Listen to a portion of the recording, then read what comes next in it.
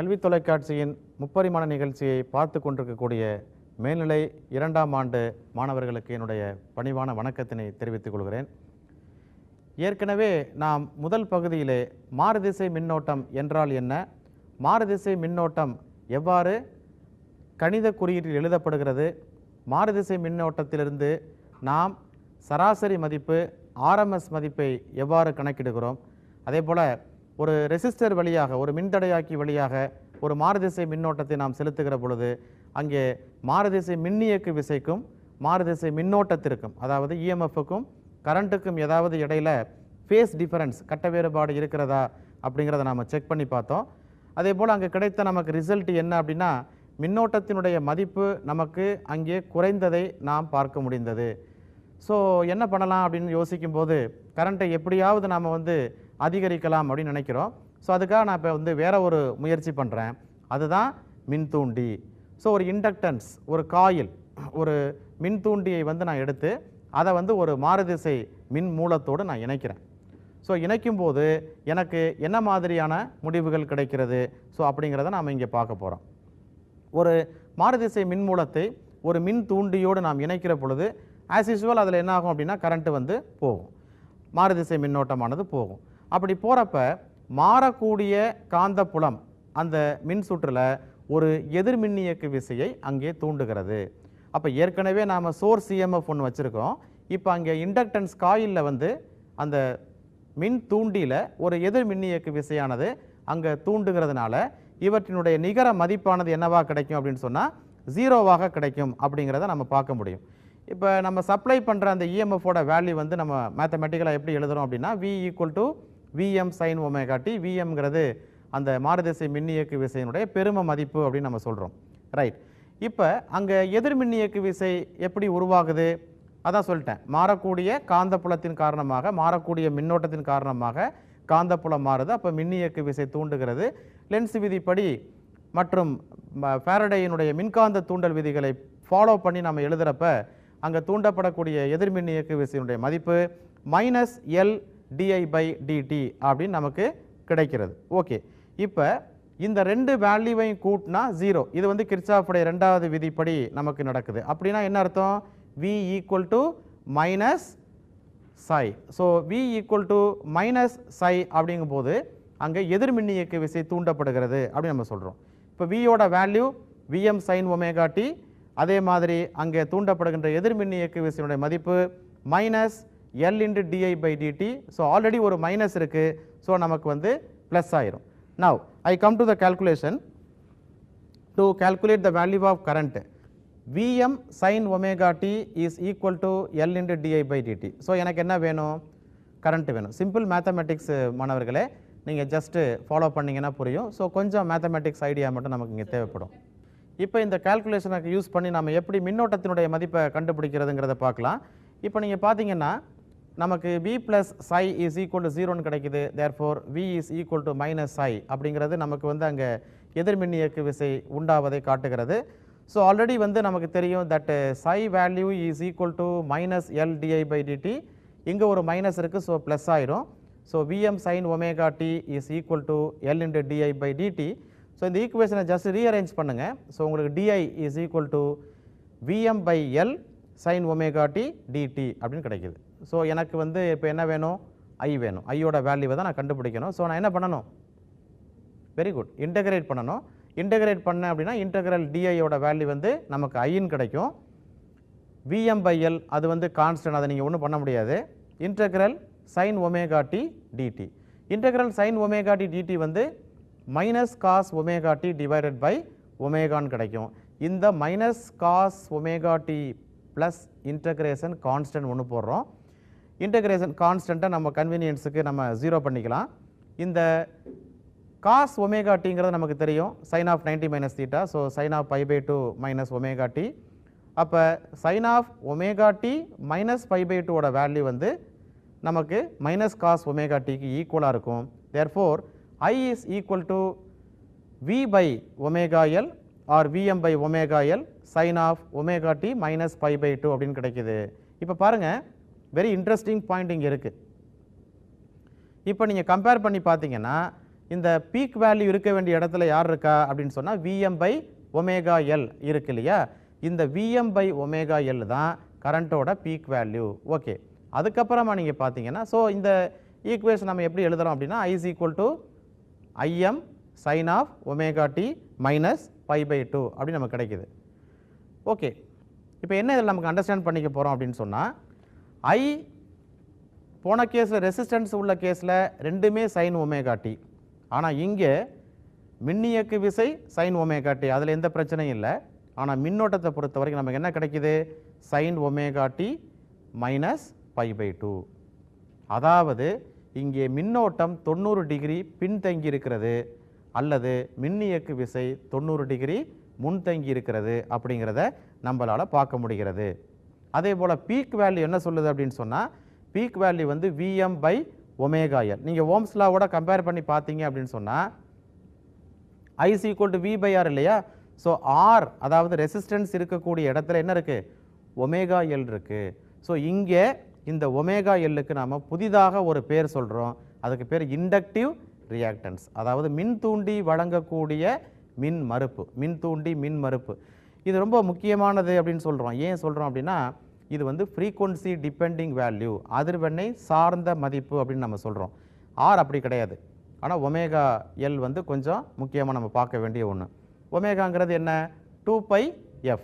Okay, அப்போ எக்ஸலோட value வந்து பார்த்தீங்கன்னா 2πfL அல்லது நீங்கள் ஃப்ரீக்வன்சியை வந்து நீங்கள் எப்படி வேணாலும் யூஸ் பண்ணிக்கலாம். எஃப்னு யூஸ் பண்ணிக்கலாம், நியூ அப்படின்னு யூஸ் பண்ணிக்கலாம். ஸோ XL ஈக்குவல் 2π/μL அல்லது 2πfL அப்படின்னு வரும். சரி, ஒரு மின் தூண்டி, இப்போ என்னுடைய கேள்வி, ஒரு மின் தூண்டி நேர்திசை மின்னோட்டத்தை அனுமதிக்குமா அப்படின்னு நம்ம பார்க்குறோம். நேர்திசை மின்னோட்டத்தினுடைய அதிர்வெண் என்ன? Very good, 0. அப்போ XL ஈக்குவல் 2π/μL நியூ 0 போட்டிங்கன்னா எக்ஸலோட வேல்யூ என்ன? 0. அப்போ அந்த மின் தூண்டி பார்த்தீங்கன்னா ஒரு நேர்திசை மின்னோட்டத்திற்கு டிசி கரண்ட்டுக்கு எந்த ஒரு மின் மறுப்பையும் அளிப்பதில்லை. Very good. ஆனால் ஆல்டர்னேட்டிங் கரண்ட்டுக்கு நீங்கள் போகும்போது ஹையர் ஃப்ரீக்வன்சிக்கு போக போக எக்ஸலுடைய மதிப்பை என்ன பண்ணும்? அதிகரித்து கொண்டே செல்லும். அப்போ ஒரு இண்டக்டர் வந்து ஆல்டர்னேட்டிங் கரண்ட்டுக்கு ஒரு எதிர்ப்பை கொடுக்கிறது அப்படிங்கிறத நீங்கள் இங்கே புரிந்து கொள்ள வேண்டும்.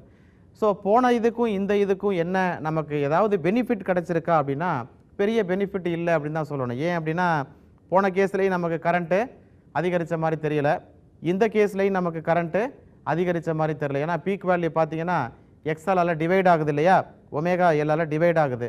ஒரே ஒரு விஷயம் நம்ம என்ன தெரிஞ்சுக்க முடியுது? That is a face difference அப்படிங்கிறத மட்டும் தெரிஞ்சுக்க முடியுது. மின்னோட்டமானது ஒரு 90 டிகிரி பின்தங்கி அமைகிறது அப்படிங்கிறத நம்ம பார்க்க முடியும். ஓகே, ஒரு மின்தூண்டி மாறுதிசை மின்னோட்டத்தை தடுக்கிறது, ஆனால் அது நேர்திசை மின்னோட்டத்தை அனுமதிக்கிறது ஏன் எப்படின்னு நம்ம கேட்டோம். இப்போ தான் அதற்கான நான் பதிலை சொன்னேன். டிசியை பொறுத்த வரைக்கும் ஃப்ரீக்வன்சி 0, அதிர்வெண் 0. அப்போ ஒரு பியூர் இண்டக்டரை பொறுத்த வரைக்கும் அது என்ன பண்ணும்னா டிசி கரண்ட்டை ஈஸியாக அலோவ் பண்ணும், ஏன்னா அதுக்கு ரெசிஸ்டன்ஸே கொடுக்காது. ஆனால் ஆல்டர்னேட்டிங் கரண்ட்டை பொறுத்தவரையில் அதனுடைய அதிர்வெண் அதிகமாக இருப்பதால் நிச்சயமாக அது சம் இம்பிடன்ஸை வந்து கொடுக்கும் அல்லது அது ரியாக்டன்ஸை வந்து கொடுக்கும். ஸோ கண்டிப்பாக ஹையர் ஃப்ரீக்வன்சி போக போக உயர் அதிர்வெண்கள் செல்ல செல்ல மின்தூண்டி மாறுதிசை மின்னோட்டத்தை அனுமதிக்காது அப்படிங்கிற முடிவுக்கு நம்மளால் வர முடியும். ஓகே மாணவர்களை, இப்போவும் கூட நமக்கு தோல்வி தான் மிஞ்சுது.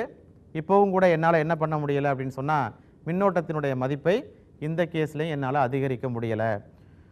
ஸோ நான் முயற்சியை கைவிடவில்லை. நான் வந்து என்ன பண்ணுறேன் அப்படின்னு சொன்னால் அடுத்ததுக்கு போகிறேன். அடுத்து எனக்கு இருக்கிற ஒன்றே ஒன்று மிச்சம். இப்போ எனக்கு 3 வாய்ப்பு தான். அதில் வந்து 2 வாய்ப்பு ஓவர், 3வது வாய்ப்பு நமக்கு கிடைக்கக்கூடிய வாய்ப்பு வந்து ஒரு மின் தேக்கி, ஒரு கெப்பாசிட்டர். இந்த கெப்பாசிட்டர்லையாவது எனக்கு வந்து கரண்ட்டோட வேல்யூ வந்து அதிகரிக்குமா அப்படின்னு நம்ம பார்க்க போகிறோம். ஸோ ஒரு மின்தேக்கிக்கு நான் ஒரு மாறுதிசை மின் மூலத்தை நான் சப்ளை பண்ணுறேன். ஸோ அதில் கரண்ட்டு போகுது. ஸோ கெப்பாசிட்டர் வந்து சார்ஜ் ஆகுது. நான் கொடுக்கக்கூடிய சோர்ஸ் வோல்ட் வந்து V is equal to Vm sin ωt. நமக்கு தெரியும் ஒரு மின்தேக்கியினுடைய மின்தேக்கு திறன் அப்படிங்கிறது என்னென்னு கேட்டிங்கன்னா C equal to very good Q/V அல்லது V equal to Q/C அப்படின்னு நம்ம எழுதிக்கலாம். மின்னோட்டம் என்பது நமக்கு தெரியும், மின்னூட்டம் பாயும் வீதம் தான் மின்னோட்டம். So I is equal to dq by dt. Q is equal to what?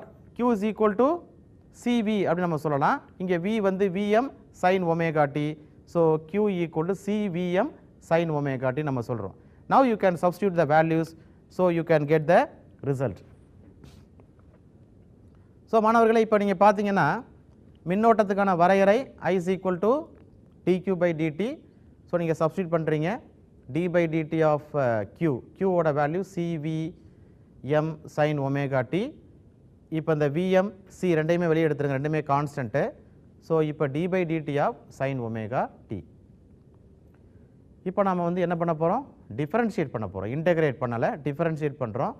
sin omega t-யை நம்ம டிஃபரன்ஷியேட் பண்ணோம்னா ஓகே, sin mxக்கு டிஃபரன்ஷியேஷன் என்ன? d by dx of sin mx வந்து cos mx into m.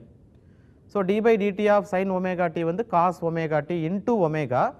So cos omega t-யை நான் rearrange பண்ணி எழுதுகிறேன், sin of 90 plus theta cos theta. So sin of omega t plus pi by 2னாலும் அதே cos omega t தான். இப்போ நான் வந்து ohms லாவோட ஓம் விதியோட compare பண்ணுறதுக்காக என்ன பண்ணியிருக்கேன் அப்படின்னு சொன்னால் சி ஒமேகாவை டினாமினேட்டர் கொண்டு வந்துட்டேன், கீழே கொண்டு வந்துட்டேன். ஓகே பாருங்கள், இப்போ நீங்கள் ஈஸியாக கன்ஃபார்ம் பண்ணிடலாம் பாருங்களேன். I is equal to Vm divided by 1 by c omega sin of omega t plus pi by 2. ஓகேங்களா?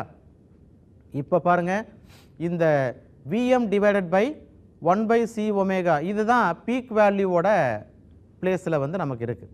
ஸோ அப்போ பீக் வேல்யூ அப்போ என்ன? இங்கே Vm divided by 1 by c omega. அப்போ இந்த 1 by c omega தான் நமக்கு என்ன கிடைக்குது? இந்த xc அப்படிங்கிற ஒரு வேல்யூவை வந்து நமக்கு கொடுக்குது. ஸோ ஒரு மின்தேக்கி தரக்கூடிய மின் மறுப்பு நீங்கள் பார்த்தீங்கன்னா தட் இஸ் xc. ஸோ xcயோட வேல்யூ வந்து 1 by c omega அப்படின்னு நம்ம சொல்கிறோம். ஓகே, இப்போ என்ன நம்ம கம்பேர் பண்ண போகிறோம்? நம்ம கொடுத்த சப்ளை வேல்யூ என்ன? E is equal to E0 sin omega t போட்டாலும் சரி, இல்லை V equal to Vm sin omega t போட்டாலும் சரி, அங்கே sin omega t இருக்குது. ஆனால் இங்கே மின்னோட்டத்தில் sin of omega t plus pi by 2 இருக்குது. ஆக இந்த கேஸில் மின்னோட்டம் முன்தங்கி இருக்கிறது. மின்தூண்டி கேஸில் மின்னோட்டம் பின்தங்கி இருந்தது. இங்கே 90 டிகிரி வந்து அட்வான்ஸாக இருக்குது. கரண்ட்டு வந்து லீட் பண்ணுது, EMF வந்து லேக் பண்ணுது. இதுலேயுமே எனக்கு என்ன கிடச்சிருக்கு அப்படின்னா, இதுலேயுமே எனக்கு வந்து ஒரு டிசப்பாயின்மெண்ட்னு தான் சொல்ல முடியும். இதுலேயுமே எனக்கு மின்னோட்டத்தினுடைய மதிப்பு எனக்கு அதிகமாக கிடைக்கல. என்னன்னு கேட்டிங்கன்னா XC தான். அந்த XC என்ன பண்ணுது? என்னுடைய மின்னோட்டத்தினுடைய மதிப்பை குறைக்கிறது. பட் எனக்கு கொஞ்சம் ஒரு அட்வான்டேஜ் எனக்கு கிடைக்குது. இங்கே இந்த கெப்பாசிட்டரை பார்த்தீங்கன்னா ஒரு வித்தியாசமான ஒரு இதை ஃபாலோ பண்ணுது. XC வந்து 1 by omega cன்னு நம்ம சொல்கிறோம் இல்லையா? ஒமேகாவோட வேல்யூ என்ன? 2 pi f. ஓகே, இப்போ ஒரு இண்டக்டர் வந்து எதை அனுமதிக்கலை? ஒரு இண்டக்டர் வந்து டிசியை அனுமதிக்குது, ஏசியை அனுமதிக்கலை. ஆனால் கெப்பாசிட்டரை பாருங்கள், for DC current what is the value of frequency? 0. அதிர்வெண் வந்து 0. அப்போ எனிதிங் பை 0 வந்துடுது. எனிதிங் பை 0 என்ன? இன்ஃபினிட்டி. ஸோ மின்தேக்கி நேர்திசை மின்னோட்டத்தை அனுமதிக்காது. ஆனால் ஆல்டர்னேட்டிங் கரண்ட் அனுமதிக்குமா? நீங்கள் ஃப்ரீக்வன்சி இன்க்ரீஸ் பண்ணிட்டே போனீங்க அப்படின்னா XCயோட வேல்யூ குறைஞ்சிக்கிட்டே போகும். ஸோ XC குறையும் போது அந்த மின்தேக்கியானது எளிதாக மின்னோட்டத்தை அனுமதிக்கும். ஆக ஒரு மின்தேக்கியானது டிசியை அனுமதிக்காது, ஏசியை அனுமதிக்கும். அதாவது மாறுதிசை மின்னோட்டத்தை அனுமதிக்கும், நேர்திசை மின்னோட்டத்தை அனுமதிக்காது. அடுத்ததாக ஒரு கணக்கு மூலமாக நாம் சில முக்கியமான தகவல்களை தெரிஞ்சுக்கலாம். பயனுறு மின்னோட்டம் 6 மில்லி ஆம்பியர் பாயும் ஒரு மாறுதிசை மின்னோட்ட சுற்றில் புறக்கணிக்கத்தக்க அளவில் மின்தடை கொண்ட ஒரு 400 மில்லி ஹென்றி கம்பிச்சுருள் இணைக்கப்பட்டுள்ளது. அதிர்வெண் 1000 ஹெர்ட்ஸ் எனில் கம்பிச்சுருளின் குறுக்கே உள்ள மின்னழுத்த வேறுபாட்டை காண்க. This is the problem for us. இப்போ மின்தூண்டியினுடைய மின் மறுப்பு நமக்கு தெரியும், XL equal to omega L. Omega வந்து நம்ம 2 pi f அப்படி நம்ம எடுத்துக்கலாம். ஸோ 2 × 3.14 × 1000. 1000 வந்து எதோட வேல்யூ பாருங்கள், 1000 வந்து ஃப்ரீக்வன்சி, எல் வந்து 400 milli Henry. So 1000 into 400 milli Henry என்ன பண்ணியிருக்கோம், 400 இன்ட்டு 10⁻³ போடும்போது 0.4 வந்துடுது. ஸோ இந்த நம்பர்ஸை நீங்கள் மல்டிப்ளை பண்ணிங்கன்னா உங்களுக்கு 2512 ஓம் கிடைக்குது. இது மின்தூண்டி வழங்கக்கூடிய மின் மறுப்பு. அதே போல் எல்லுக்கு குறுக்கே உள்ள மின்னழுத்த வேறுபாடை கண்டுபிடிக்கணும். I into XL. எவ்வளோ கரண்ட்டு போகுது பாருங்கள், 6 மில்லி ஆம்பியர் கரண்ட்டு போகுது. ஸோ 6 இன்ட்டு 10⁻³ இன்ட்டு 2512 இதை மல்டிப்ளை பண்ணிங்கன்னா நம்ம கிடைக்கக்கூடிய ஆன்சர் வந்து 15.072 வோல்ட்டு கிடைக்குது. ஆக்சுவலாக இது வந்து ஆர்எம்எஸ் வேல்யூ ஆஃப் வோல்டேஜ். அதே போல் இன்னொரு கணக்கு, இதெல்லாம் பார்த்தீங்கன்னா ரொம்ப முக்கியமான கணக்குகள், நீங்கள் ரொம்ப கவனமாக கவனிக்கணும். 220 வோல்ட்டு 50 ஹெர்ட்ஸ் மாறுதிசை மின்னோட்ட மூலத்திற்கு குறுக்கே 10² மைக்ரோஃபாரட் மின்தேக்கு திறன் கொண்ட ஒரு மின்தேக்கி இணைக்கப்பட்டுள்ளது. மின்தேக்கி மின்மறுப்பு, மின்னோட்டத்தின் ஆர்எம்எஸ் மதிப்பு ஆகியவற்றை கணக்கிடுக. மின்னழுத்த வேறுபாடு மற்றும் மின்னோட்டத்தின் சமன்பாடுகளை எழுதுகன்னு கேட்குறோம். ஓகே, எக்ஸ்சியோட value 1/ωc, omega 2πf. So XC equal to 1/2πfc. Substitute பண்ணுங்கள். 1/2 into pi into 50, frequency 50 into capacitance value. Capacitance value 10⁻⁴ divided by pi cancel. 2 into 50 100, 100 into 10⁻⁴ 10⁻², numerator கொண்டு போயிட்டீங்கன்னா 100. ஈஸியாக புரியுதா? Very good. மின்னோட்டத்தினுடைய ஆர்எம்எஸ் மதிப்பு கேட்குறாங்க. இப்போ IRMS is equal to VRMS by XC. ஓம்ஸ்லாம் use பண்ணியிருக்கிறாங்க. VRMS வந்து 220 volt supply volt, then XC வந்து 100. So 220/100 is equal to 2.2 ampere. இப்போ மேக்ஸிமம் வேல்யூ ஆஃப் EMF என்ன வரும், 220 இன்ட்டு √2.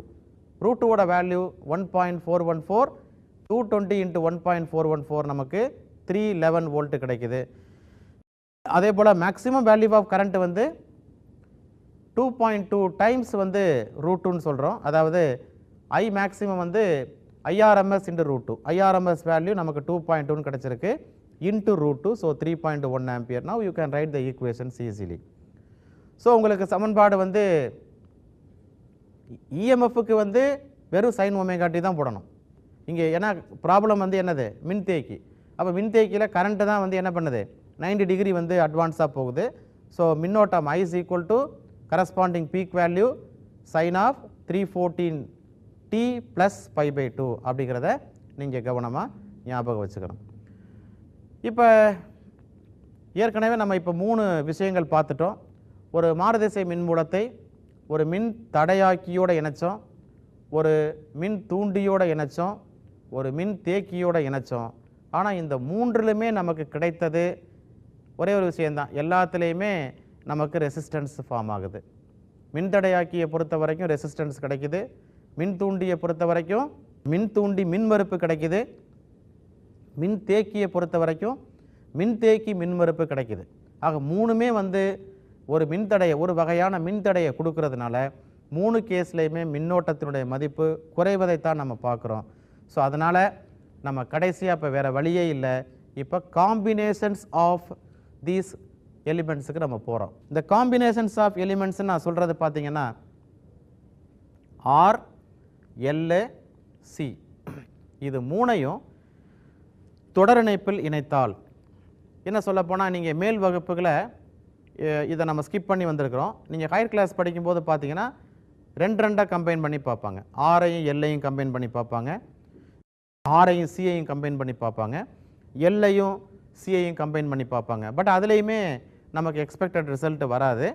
ஸோ மின்தடை, மின்தூண்டி, மின்தேக்கி இவற்றை நாம் தொடரிணைப்பில் இணைப்பதன் மூலமாகத்தான் நமக்கு நாம் எதிர்பார்த்த அந்த அதிகப்படியான மின்னோட்டமானது நமக்கு கிடைக்கும்.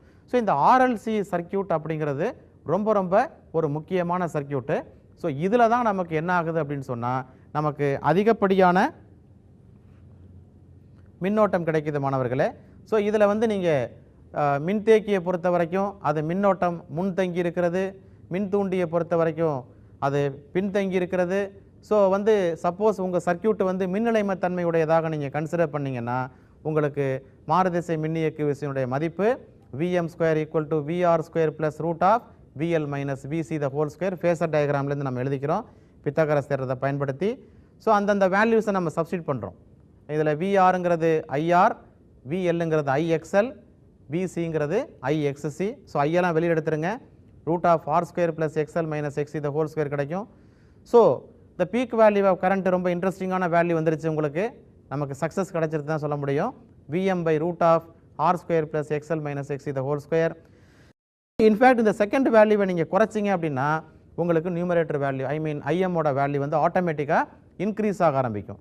ஸோ எந்த கண்டிஷனில் அப்படின்னா எக்ஸ்எல் ஈக்குவல் டு எக்ஸ்சி அப்படின்னு சொல்லும்போது மின்னோட்டத்தினுடைய மதிப்பு நமக்கு பெரும மதிப்பை அடைகிறது. இந்த கண்டிஷனை தான் நாம் ஒத்திசைவுக்கான நிபந்தனை அப்படின்னு சொல்கிறோம். Is called resonance condition. இந்த ரெசனன்ஸ் இப்போ ஆக்சுவலாக இந்த சர்க்யூட்டில் பார்த்தீங்கன்னா இம்பிடன்ஸ் எப்படி கால்குலேட் பண்ணுறீங்க? ஓம்ஸ் லா படி கீழே இருக்கக்கூடிய அந்த வேல்யூ தான் அந்த ரெசிஸ்டன்ஸ் இம்பிடன்ஸ்ன்னு சொல்கிறோம். அதாவது மூன்றுமே சேர்ந்து தரக்கூடிய மின் தடையை இம்பிடன்ஸ் மின் மறுப்பு என்று சொல்கிறோம். So Z equal root of R square plus X L minus X C the whole square. In fact இந்த ரெசனன்ஸ் கண்டிஷனில் எக்ஸ்எல்லுக்கு நீங்கள் எக்ஸின்னு போட்டிங்கன்னா உங்களுக்கு மின்தடையோட வேல்யூ ரொம்ப குறைஞ்சிரும். அதாவது Z equal root of R ஸ்கொயர்னு மட்டும் வரும். அதாவது ஆர் அப்படின்னு நமக்கு கிடைக்கும். ஸோ நம்ம பாடத்தினுடைய நிறைவு பகுதிக்கு வந்துட்டோம். ஸோ இந்த ஃபேஸர் டயக்ராம் நீங்கள் பார்த்தீங்கன்னா ஆட்டோமேட்டிக்காக நீங்கள் நெட் வேல்யூ ஆஃப் அந்த இஎம்எஃப், நெட் வேல்யூ ஆஃப் இந்த இம்பிடன்ஸ் எல்லாத்தையுமே நீங்கள் கால்குலேட் பண்ணிட முடியும். So the final point is tan phi. tan phi is equal to XL minus XC by R. In fact இந்த ரெசனன்ஸ் கண்டிஷனில் எக்ஸ்எல் வந்து எக்ஸ்சிக்கு ஈக்குவல் ஆகிறதுனால tan phi 0 ஆகிடுது. So phi is equal to 0 அப்படின்னா கட்ட வேறுபாடே கிடையாதுன்னா ஈவன் தோ மூணுமே சேர்ந்து இருந்தாலும் கூட அங்கே ஒரு மின்தடையாக்கி என்ன ஃபேஸ் டிஃபரன்ஸ் கொடுக்குமோ அந்த ஃபேஸ் டிஃபரன்ஸ் தான் கிடைக்குது. மின்தடையாக்கி ஃபேஸ் டிஃபரன்ஸை கொடுக்காதுன்னு நமக்கு தெரியும். ஸோ அதுதான் நமக்கு ஒரு ப்ளஸ் பாயிண்ட்டு. ஸோ மின்னோட்டத்தினுடைய மதிப்பு நமக்கு நிறைய கிடைக்கும். ஸோ எக்ஸ்எல்ங்கிறது தெரியும், அது ஒரு ஃப்ரீக்வன்சி டிபெண்டிங் வேல்யூ. எக்ஸ்சிங்கிறதும் ஒரு frequency depending value. So omega L equal to 1 by omega C அப்படிங்கும்போது omega square equal to 1 by LC. Therefore omega equal to 1 by root of LC. That is that resonance frequency, angular frequency, ஒத்திசைவு கோண அதிர்வெண் omega R is equal to 1 by root of LC அப்படின்னு கிடைக்குது. So ஒரு கம்பேரிசனுக்காக இந்த table கொடுத்துருக்குறோம், நீங்கள் பார்த்துக்கலாம். ஸோ இந்த ஒத்திசைவு அதிர்வெண் அப்படிங்கிறது ரொம்ப முக்கியமான ஒரு பகுதி மாணவர்களே. நீங்கள் இப்போ டிவியாக இருக்கட்டும் இல்லை ரேடியோவாக இருக்கட்டும், உங்களுக்கு பிடிச்ச சேனலை நீங்கள் என்ன பண்ணுறீங்க, டியூன் பண்ணுறீங்க. அப்படி டியூன் பண்ணும்போது என்ன ஆகும் அப்படின்னா அந்த சர்க்கியூட்டில் உள்ளே இருக்கக்கூடிய ஆர்எல்சி சர்க்கியூட்டில் கெப்பாசிட்டரோட வேல்யூ சேஞ்ச் ஆகிக்கிட்டே இருக்கும். அப்போ ஒரு குறிப்பிட்ட அதிர்வெண் கிடைக்கும் போது அந்த அதிர்வெண்ணுக்கு அது ஸ்பேஸில் ட்ராவல் பண்ணிக்கிட்டு இருக்கக்கூடிய அந்த அலையை அது ரிசீவ் பண்ணும். அந்த ஏற்றுக்கொள்ளக்கூடிய சர்க்கியூட்டுக்கு பேர் தான் ஏற்பான் சுற்று, அக்செப்டார் சர்க்கியூட்னு சொல்கிறோம். அந்த அக்செப்டார் சர்க்கியூட்டில் இந்த ரெசனன்ஸ் பிரின்சிபல் வந்து ஒர்க் பண்ணுது. ஸோ மிக முக்கியமான பயன்பாடு. இன்றைக்கி கல்வி தொலைக்காட்சியை கூட நீங்கள் டிவியில் பார்த்துக்கிட்டு இருக்கீங்க அப்படின்னா அது ஆர்எல்சி சர்க்கியூட்டை கண்டுபிடித்ததனுடைய விளைவு தான் என்பதை நீங்கள் மறந்து விடக்கூடாது. அல்லது உங்களுக்கு பிடித்த ரேடியோவில் வரக்கூடிய எஃப்எம்மாக இருக்கட்டும் அல்லது டிவியில் வரக்கூடிய உங்களுக்கு பிடித்த சேனலாக இருக்கட்டும், இதில் எல்லாத்துலேயுமே இந்த அக்செப்டார் சர்க்கியூட்டில் பயன்படுத்தக்கூடியது இந்த ஆர்எல்சி. ஸோ பொதுவாக அறிவியலுடைய எந்த கண்டுபிடிப்பும் மனித இனத்திற்கு பயன்படக்கூடிய கண்டுபிடிப்பாக இருக்க வேண்டும். அப்படிப்பட்ட அற்புதமான கண்டுபிடிப்பை தான் இங்கே உங்களுக்கு இந்த பாடம் வழங்கி கொண்டிருக்கக்கூடிய இந்த வேளையிலே நீங்கள் அற்புதமாக இந்த மாறுதிசை மின்னோட்டத்தை புரிந்து வைத்திருப்பீர்கள் என்று நம்புகிறேன். நன்றாக படியுங்கள், நிச்சயமாக வெற்றி உங்களுக்கு. வாழ்த்துக்களுடன் விடைபெறுகிறேன். நன்றி, வணக்கம். இந்நிகழ்ச்சியை பற்றிய தங்களின் மேலான கருத்துக்களை கீழ்கண்ட முகவரிக்கு கடிதம் மூலமாகவோ மின்னஞ்சல் மூலமாகவோ குறுஞ்செய்தி மூலமாகவோ தெரியப்படுத்தலாம். அனுப்ப வேண்டிய முகவரி: சிறப்பு அலுவலர், கல்வி தொலைக்காட்சி, 8ஆம் தளம், அண்ணா நூற்றாண்டு நூலகம், காந்தி மண்டப சாலை, கோட்டூர்புரம், சென்னை 6,85,000. தொலைபேசி எண் 7824015000.